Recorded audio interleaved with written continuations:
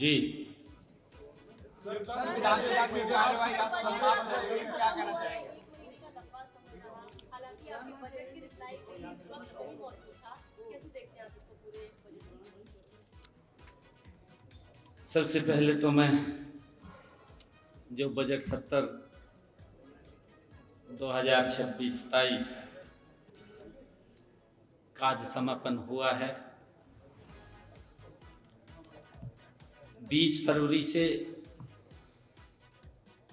माननीय राज्यपाल महोदय ने इस बजट सत्र के शुभारंभ पर जो अभिभाषण दिया उसकी शुरुआत की। यह बजट ऐतिहासिक बजट रहा है। 13 दिन तक ये लंबा बजट चला है, 13 सीटिंग रही है। मेरे ख्याल से ये इतिहास में सबसे लंबा बजट सत्र रहा है, जिसमें लगभग 55 घंटे सकारात्मक चर्चा हुई है। 55 घंटे तक चर्चा रही है। मैंने वित्त मंत्री के नाते 2 मार्च को अपना दूसरा बजट वो प्रस्तुत किया। मुझे ये भी खुशी है कि बजट प्रस्तावों पर कुल 10 घंटे 3 मिनट विचार मंथन हुआ है।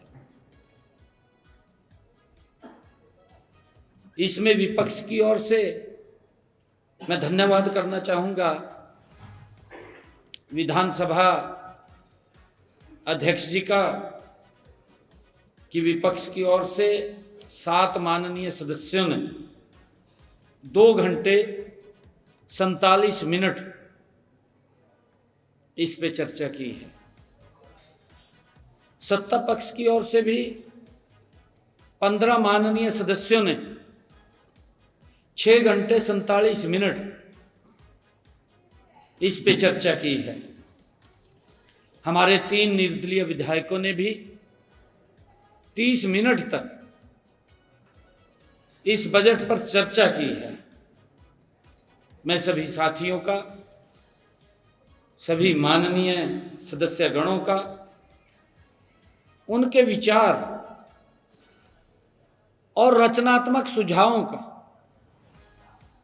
के लिए जो उन्होंने दिए हैं, मैं उसके लिए आभार प्रकट करता हूं। इस बजट सत्र के दौरान 3 प्रस्ताव सर्वसम्मति से पारित किए गए। आवासन बोर्ड को भंग करने वाले, दूसरा सफाई कर्मचारी नियोजन और शौचालय संनिर्माण अधिनियम 1993 का निरसन और जीएसटी के तहत टैक्स स्लैब में किए गए सराहनीय संशोधन, और इसके अलावा भी सदन में विकसित भारत जी राम जी योजना के प्रावधानों के बारे में भी जनता और ग्रामीण मजदूरों में व्यापक शंका पर भी चर्चा की गई कि उन्हें जो देश के यशस्वी प्रधानमंत्री आदरणीय नरेंद्र मोदी जी के नेतृत्व में जो जी राम जी ये बिल पारित हुआ, उसके ऊपर यहां पर भी, क्योंकि विपक्ष ने कई भ्रांतियां खड़ी कर दी, कई शंकाएं पैदा की, उसको लेकर के सदन के इस महान सदन में खुली चर्चा की गई। विपक्ष के द्वारा भी उसके ऊपर जवाब भी दिया गया कि शंका कोई ना रहे, क्योंकि हमारे जो जी राम जी के श्रमिक भाई हैं उनको तो कोई शंका नहीं थी परंतु हमारे कांग्रेसी भाइयों को शंका थी। उनकी शंका चर्चा करने के बाद दूर करी है। बजट सत्र में विभिन्न विधायकों द्वारा ध्यानाकर्षण प्रस्ताव को विषय वस्तु के आधार पर इकट्ठा करके 3 प्रस्तावों पर भी चर्चा की गई। इनमें धान खरीद को लेकर के, अन्य खरीफ फसलों के से संबंधित विषयों पर सदन में चर्चा हुई है। राज्यों में प्रति एकड़ गन्ने की पैदावार निरंतर कम होने से संबंधित भी इस विषय पर चर्चा हुई है। आयुष्मान भारत योजना के तहत भी हरियाणा के निजी अस्पतालों द्वारा स्वास्थ्य देखभाल सेवाओं को बंद करने संबंधी ध्यानाकर्षण प्रस्ताव पर भी चर्चा हुई है। क्योंकि विपक्ष इस प्रकार के ध्यानाकर्षण प्रस्ताव वो लेकर के आया, उस पर खुली चर्चा हुई है। और जब चर्चा होती है तो विपक्ष संतुष्ट हुआ है, क्योंकि विपक्ष जो भी कोई विषय लेकर के आता है वो ले आता है, हाजिरी लगाने के लिए लेकर के आते हैं, परंतु सरकार चर्चा के लिए तैयार रहती है। मैंने महान सदन के ऊपर खड़े फ्लोर ऑफ द हाउस भी कहा है कि सरकार हर बात का जवाब देने के लिए तैयार है।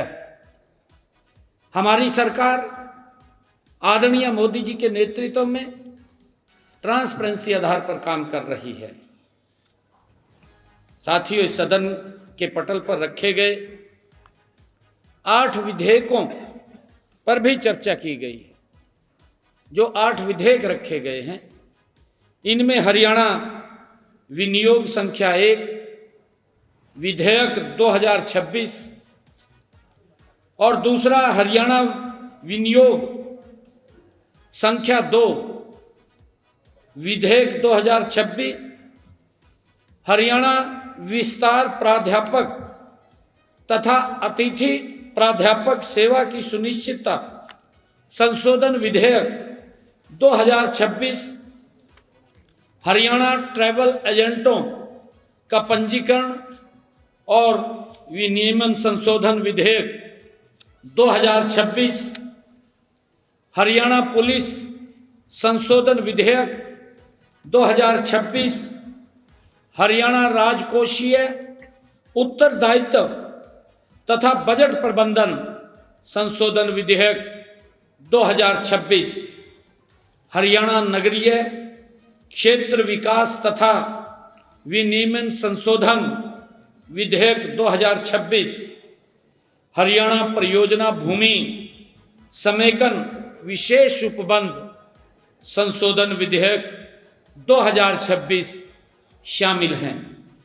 इन विधेयकों पर भी चर्चा की गई है। आज बजट सत्र के अंतिम दिन गुजरात के माननीय राज्यपाल आचार्य देवव्रत जी विधानसभा में पधारे। उन्होंने प्राकृतिक खेती पर अपने विचार रखे तथा सबको उनका कुशल मार्गदर्शन प्राप्त हुआ। इसके लिए मैं माननीय राज्यपाल आचार्य देवव्रत जी का आभार व्यक्त करता हूँ। मैं माननीय विधानसभा अध्यक्ष महोदय का भी मैं आभार व्यक्त करता हूँ, धन्यवाद करता हूँ, जिन्होंने इस बजट सत्र में सब सदस्यों को खुल करके चर्चा करने का अवसर प्रदान किया है। मैं सभी विधायकों का भी धन्यवाद करता हूं, जिन्होंने सार्थक इस महान सदन में हरियाणा प्रदेश के जनहित के लिए खुली चर्चा की है। उनके द्वारा किया गया विचार मंथन और निर्णय अत्यधिक रचनात्मक एवं उपयोगी होगा। मैं इस सत्र को सफल करने में सभी परिश्रम करने वाले हमारे सभी अधिकारियों, कर्मचारियों और मीडिया कर्मियों, विधानसभा से जुड़े हुए सभी लोगों का मैं दिल से धन्यवाद करता हूं, आभार व्यक्त करता हूं। धन्यवाद। राज्यसभा की बड़ी चर्चा है और कल जो कांग्रेस के विधायक हैं वो राज्यपाल से भी मिलने जा रहे हैं इस राज्यसभा चुनाव को लेकर के, आप कैसे देखते हैं? नहीं, देखिए, लोकतांत्रिक प्रक्रिया है और उस लोकतांत्रिक प्रक्रिया के अनुरूप चुनाव हुआ है। हमारा एक प्रत्याशी संजय भाटिया विजयी हुए हैं और विजय होकर के वो गए हैं। कांग्रेस जा रही है कल राज्यपाल से मिलने इसी मसले के ऊपर। कांग्रेस प्रभारी तो कहते हैं कि 4 वोट क्रॉस हुए, हरियाणा कांग्रेस के नेता कहते हैं 5 वोट रद्द हुए हैं। कांग्रेस के 2 विधायक कांग्रेस पार्टी के बाहर धरना प्रदर्शन करते हैं कि विधायकों पर कार्रवाई। कांग्रेस के अंदर क्या हो रहा है? 1/4 वोट। देखिए, मैं तो इसके बारे में नहीं जानता कांग्रेस के अंदर क्या खिचड़ी पक रही है, मैं नहीं इसके बारे में जानता। परंतु इतना जरूर पता है कि मैंने पहली बार इतिहास में देखा है कि प्रदेश का प्रभारी पोलिंग एजेंट बन करके बैठ गया। प्रदेश का 2 बार का मुख्यमंत्री पोलिंग एजेंट बन के बैठ गया। ना तो राहुल को अपने लोगों पर विश्वास है, ना राहुल ने जिसको भेजा है यहां पर प्रभारी बना करके उसके ऊपर किसी को विश्वास है। क्योंकि कांग्रेस अब कमजोर हो चुकी है, बहुत ज्यादा। कमजोरी का कारण गलत नीतियां हैं इनकी। जनता का विश्वास उठ चुका। जब जनता का विश्वास उठ चुका तो इसके कुछ जो सहयोग करने वाले ईमानदार लोग थे उन लोगों का भी विश्वास उठ चुका कांग्रेस से। क्योंकि जब स्वयं प्रभारी पोलिंग एजेंट बन करके बैठ गया, वोट तो उसने दिखा का पाई है सबने, किसी के ऊपर कोई दबाव नहीं है। लोकतंत्र है ये, लोकतंत्र की यही तो खूबी है। हर व्यक्ति ने वोट दिखा करके पोल की है। सर, सदन में कांग्रेस की भूमिका कैसे देखते हैं? हैं जी? सदन में कांग्रेस की भूमिका कैसी रही सर पूरे बजट सेशन के बाद? कांग्रेस की भूमिका इस सत्र के अंदर निराशाजनक रही, घोर निराशा कांग्रेस के अंदर, और हताश नजर आए। क्योंकि बस कोई मुद्दा लेकर के आते हैं और फिर भाजने की देर दी है, फिर भाजते हो भी देर दिलाने, एकदम भाग जाते। भाई, जब मुद्दा लेकर के आए कोई, उस पर चर्चा करी है, आपने शुरू करवाई है, तो उस चर्चा के बारे में सुनना भी चाहिए। बस मलाई अपना कह दिया, बाकी का होया अपना भाज के उठ का, फिर कुछ है दिया, जो अपनी मर्जी से करना है वो कह दिया, ये हो गया जी, फलाना हो गया जी, ढिमका हो गया जी, पर है कुछ नहीं। जब उसका उत्तर मिलता है फिर भाग जाते हैं उठ करके सदन में से। निराश थे बहुत ज्यादा, कांग्रेस पूरी तरह निराश है। क्योंकि राहुल गांधी निराश है, राहुल गांधी और कांग्रेस कमजोर हो चुकी है। गलत नीतियां हैं कांग्रेस की, आने वाले समय के अंदर और कमजोरी होगी। कांग्रेस ने अपने समय के अंदर लोगों को गरीब किया है, नीतियां गलत थी, नीतियां गलत थी।